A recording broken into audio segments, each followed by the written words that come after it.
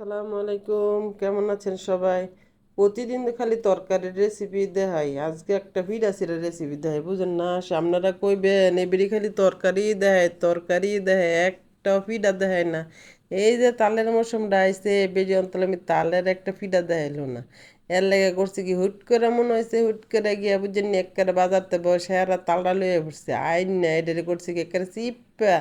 তারপরে আল্লাহ করতেছে একটু জাল করে লইতেছে, বুঝেননি? জাল করে লইলে কি তালের আর কি মানে উল্টা পাল্টা খেলে মহদা, বুঝেননি? একে রাইতের কটা বাজে জানেন? এখন 1টা বাজে বয়সটা দিতেছি, তাহলে উল্টা পাল্টা আইতো না। আমার চোখের মধ্যে একের ঘুমের ঠেলায় কিছু কইতেছে দেখতেছি না।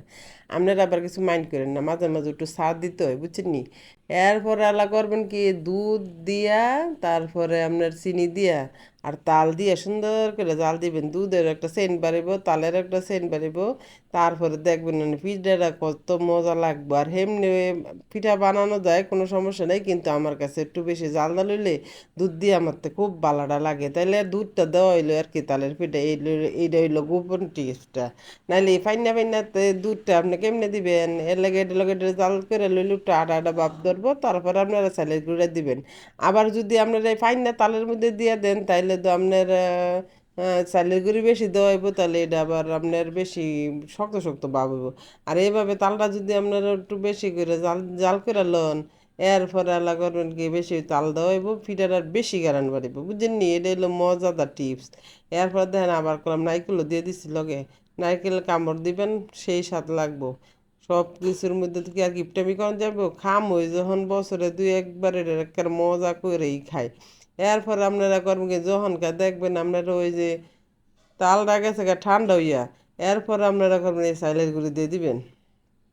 চালের গুঁড়ি না দিয়ে সুন্দর করে না মাখা জাখা করবেন, বুঝছেন? আর বেশি আপনারা বেশি সফট খাইতে চাইলে, বেশি নরম খাইতে চাইলে এটার মধ্যে আপনারা চাইলে বেকিং পাউডারও দিয়ে দিতে পারেন, কোনো সমস্যা নাই, তাইলে এটা সফট থাকবো। এটা লই আপনাকে আর কোনো টেনশন কারণ লাগতো না। এন্দা কিন্তু একটা জিনিস কালাম মিস্টেক হয়ে গেছে, বুঝিনি? মানে কলাটা দেখাইতাম আপনাকে মনে নাই, এটার লাগে আপনি আন্তরিকভাবে দুঃখিত। আপনারা কলা কলাম দিয়ে লইয়েন, তাইলে এটা আরও বেশি নরম হয়, বেশি গাঢ় হয়। তারপরে আল্লাহ দেখবেন হলে খাইতে লইলে কি যে মজাটা যে লাগে। এরপরে আল্লাহ করবেন কি, সুন্দর করে মাখা জাখা করবেন, একেবারে সব দিক দিয়ে মাখা জাখা কইরে সব যা আছে সব মিক্স করে।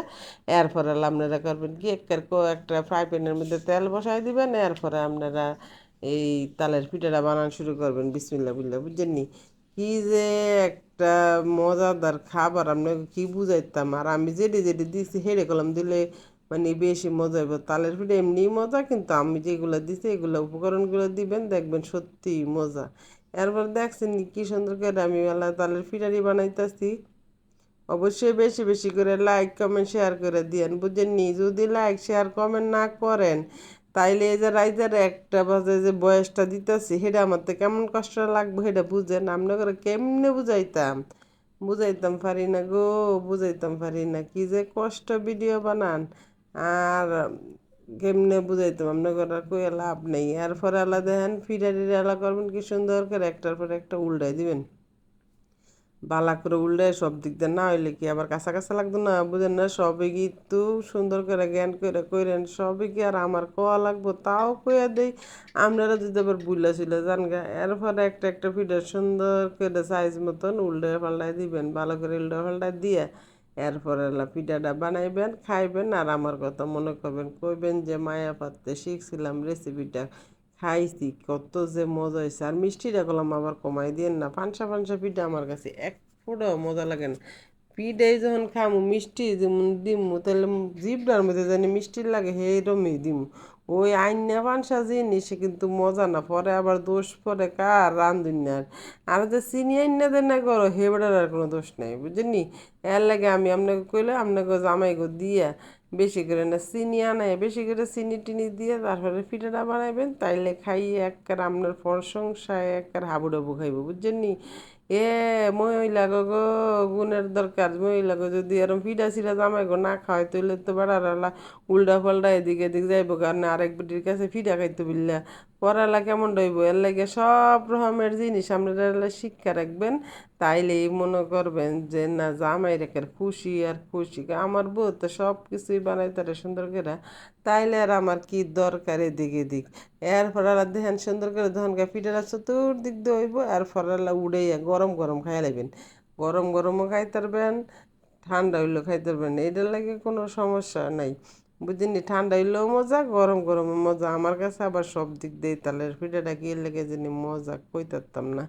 আর শুধু তালের পিঠা না, যে কোনো পিঠা ছিটাই আমি অনেক পছন্দ, বুঝছেন? এর লাগে আপনাকে একটু কইলাম আপনারা মাঝে মাঝে এরকম করে বানায় খাইয়েন, খাইলে পরে বুঝবেন না আসলে তো তালের পিঠাটা মজা। বাচ্চাকে খাওয়াইতে হইব ঘরোয়া পদ্ধতিতে, মানে স্বাস্থ্যকর পুষ্টিকর খাবার, বুঝছেননি? এটি হলো পুষ্টিকর খাবার, এটা সবসময় পাওয়া যায় না, এই জন্য এখন মৌসুম।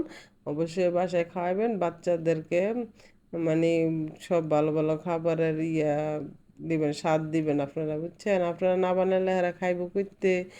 এরপর আমার ভিডিওটা দেখে বেশি বেশি করে লাইক কমেন্ট শেয়ার করে দিয়েন।